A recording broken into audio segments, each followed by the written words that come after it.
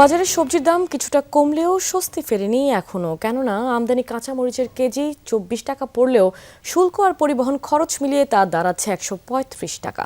সরবরাহ পর্যাপ্ত না হওয়ায় সেই মরিচ রাজধানীর বাজারে বিকোচ্ছে 200 থেকে 280 টাকা পর্যন্ত। এদিকে পটল ঢেঁড়সের দাম কিছুটা কম হলেও শস্য ভাণ্ডার হিসেবে পরিচিত অঞ্চলে এখনো বৃষ্টি জলাবদ্ধতা থাকায় গোল বেগুন, শিম, টমেটো, গাজর সহ অনেক সবজির দর চড়া। আরও জানাচ্ছেন সহকর্মীরা। আমদানির প্রভাবে কমতে থাকা কাঁচামরিচের দাম কিন্তু আবারও 10 টাকা 20 টাকা বাড়তে শুরু করেছে। 2 দিন আগে কারণ বাজারে যে কাঁচামরিচ 180 টাকা বিক্রি হয়েছিল কেজি প্রতি, সেটি এখন 200 টাকা। কারণ বাজারের বাইরে তালতলা, শেওড়াপাড়া বা অন্য বাজারগুলোতে সেই কাঁচামরিচের কেজি কিন্তু চাওয়া হচ্ছে 250 থেকে 280 টাকা পর্যন্ত। এদিকে অন্য সবজিগুলোর দাম কমলেও যে খুব একটা স্বস্তি মিলছে বাজারে সেটিও কিন্তু বলা যাচ্ছে না, কেননা শিম, তারপর হচ্ছে গোল বেগুন এবং টমেটো, গাজরের দাম কিন্তু এখনও 100 টাকার অনেক বেশি। আমাদের বেতনের চেয়ে হাই রেট হয়ে গেছে, এখন আমাদের ধার করে চলতে হইতেছে আমাদের, এখন আর কিছু করার নাই। আয় কত তো পারে না, আবার আপনার এই যে 1000 টাকার বাজার হেরে একদিনের জায়গা। আমদানি কাঁচামরিচের মূল্য কেজি প্রতি 24 টাকা হলেও এর সাথে আমদানি শুল্ক, তার উপর পরিবহন খরচ এবং অন্যান্য খরচ যোগ করে দামটা একটু বেশি হয়ে যাচ্ছে। অন্যান্য সবজি সরবরাহ বাড়লেও যেহেতু দেশের শস্য ভাণ্ডার হিসেবে পরিচিত জেলাগুলোতে এখনও অনেক ক্ষেত পানিতে তলিয়ে আছে, তাই সেই সরবরাহেরও কিছুটা সীমাবদ্ধতা রয়েছে।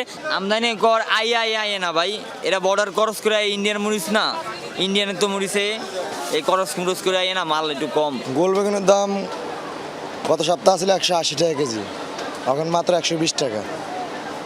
আর সিম গত সপ্তাহে ছিল 280 থেকে 300 টাকা, আর মাত্র 220 টাকা কেজি সিমের কেজি।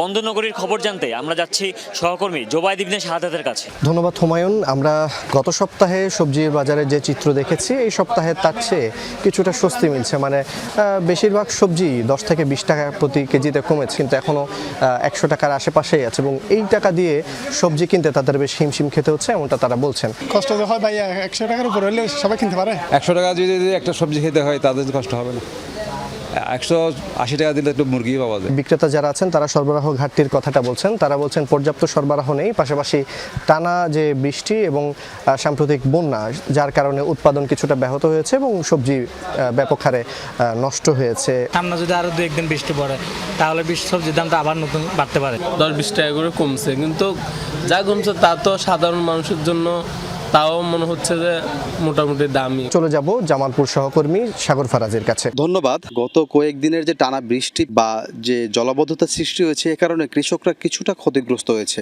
বিশেষ করে নিম্ন অঞ্চলের যারা সবজি আবাদ করছিলেন, যেমন মরিচ, পটল, ঢেঁড়স রয়েছে, সেই সবজিগুলো কিন্তু বাজারে সরবরাহ থাকলেও এখন কিছুটা কমে যাচ্ছে। যদি টানা এই আবহাওয়া থাকে তাহলে সবজির দাম আরও বৃদ্ধি পাবে বা দ্বিগুণ হয়ে যেতে পারে। বৃষ্টির দামের বেগুনের চারা, মরিচের চারা, টমেটোর চারা বা কফির চারা এগুলো সম্পূর্ণ নষ্ট হয়ে গেছে। করলা লাগাইছিলাম আর মূলা বুনছিলাম আর ডাঙ্গা, 3টাই পথ করছি, 3টা একবার খায় গেছে। এই ছিল আমার কাছে জামালপুরের যে সবজির ক্ষেতের সর্বশেষ যে চিত্র।